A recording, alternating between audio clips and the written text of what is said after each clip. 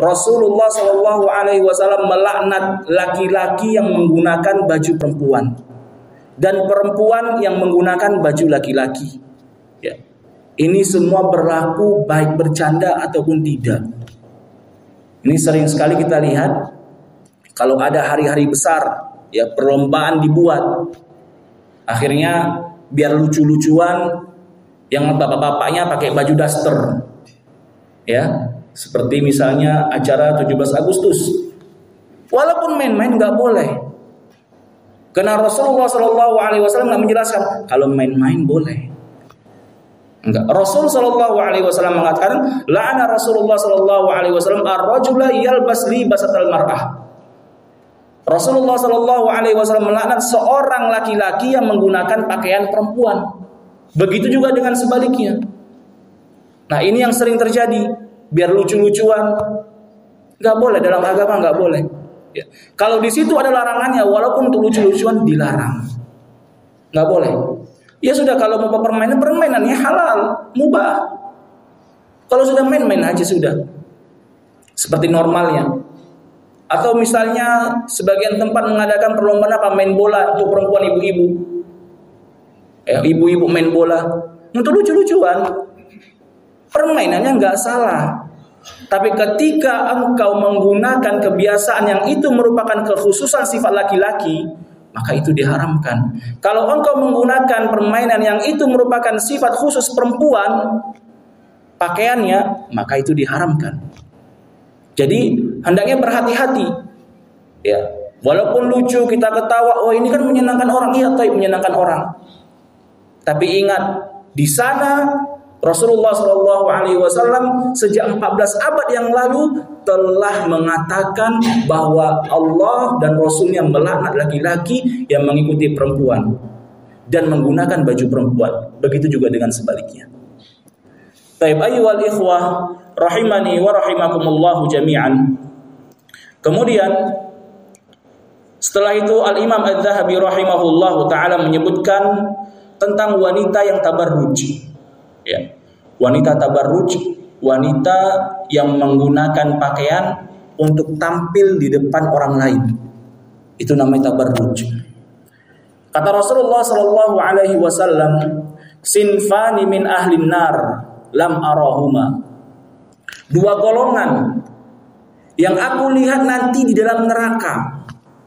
Lam arahuma, yang mana di zamanku ini, kata Nabi, aku belum pernah melihatnya. Maksudnya apa? Di zaman Nabi Muhammad sallallahu alaihi wasallam, Nabi Muhammad sallallahu alaihi wasallam enggak pernah melihat perbuatan itu. Ya. Maksudnya bahwa perbuatan itu terjadi setelah Nabi. Bukan di zaman Nabi. Ya. Perbuatan itu terjadi setelah Nabi sallallahu alaihi wasallam wafat. Apa itu? Yang pertama kata Nabi Muhammad sallallahu alaihi wasallam, qaumun ma'ahum siyatun ka'adnabil baqar yadribuna bihan nas.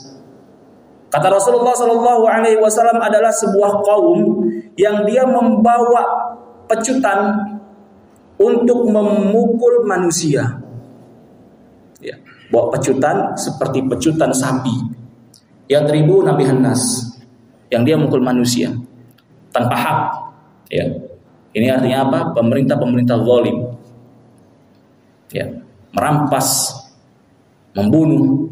Dan ini tidak terjadi di zaman Nabi Muhammad SAW. Kata Nabi Muhammad, ini nanti di neraka. Lam arahuma, yang aku tidak melihat kedua golongan ini di zamanku. Kemudian yang kedua kata Nabi Muhammad SAW, wa nisaun kasiyatun ariyatun ma'ilatun mumilatun ru'usahunna ka'asnabatil bukhtil ma'ilah la yadkhulnal jannah wa la yajidna rihaha wa inna rihaha la tujadu min masiratin kada wa kada. Ya.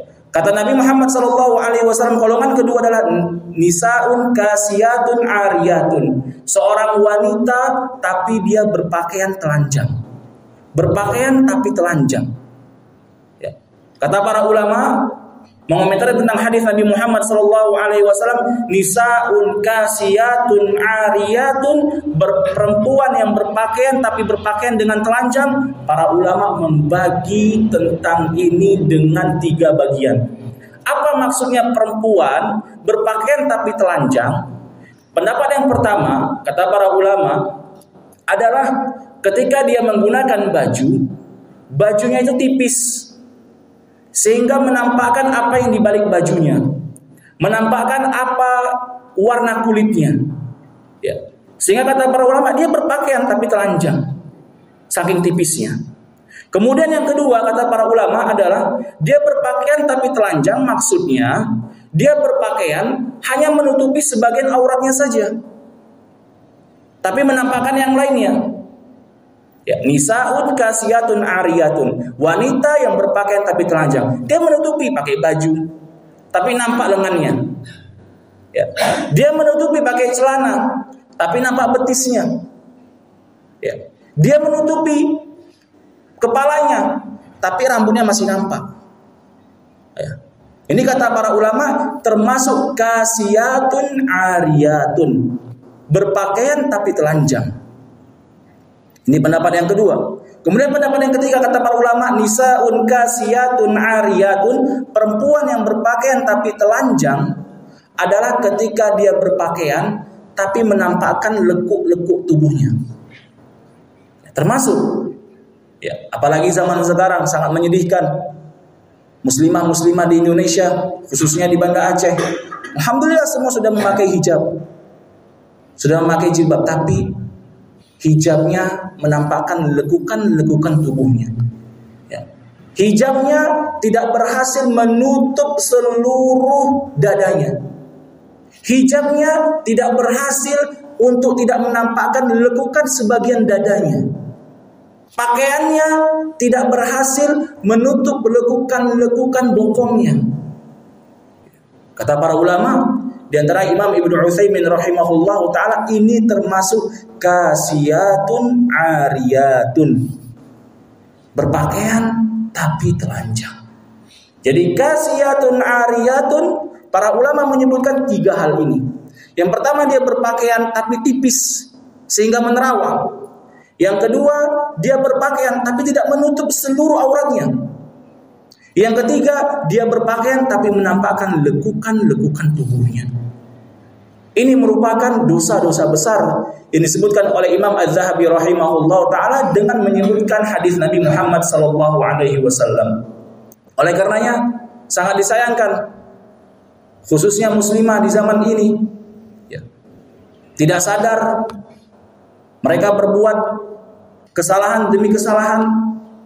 Bahkan itu kesalahannya bukan 1 hari 2 hari, tapi terus menerus. Wal'iyadzubillah. Kita meminta kepada Allah agar mereka diberikan hidayah, ya, terus menerus. Selama dia masih menggunakan pakaian tersebut terus menerus dia berada dalam kesalahan. Wal'iyadzubillah.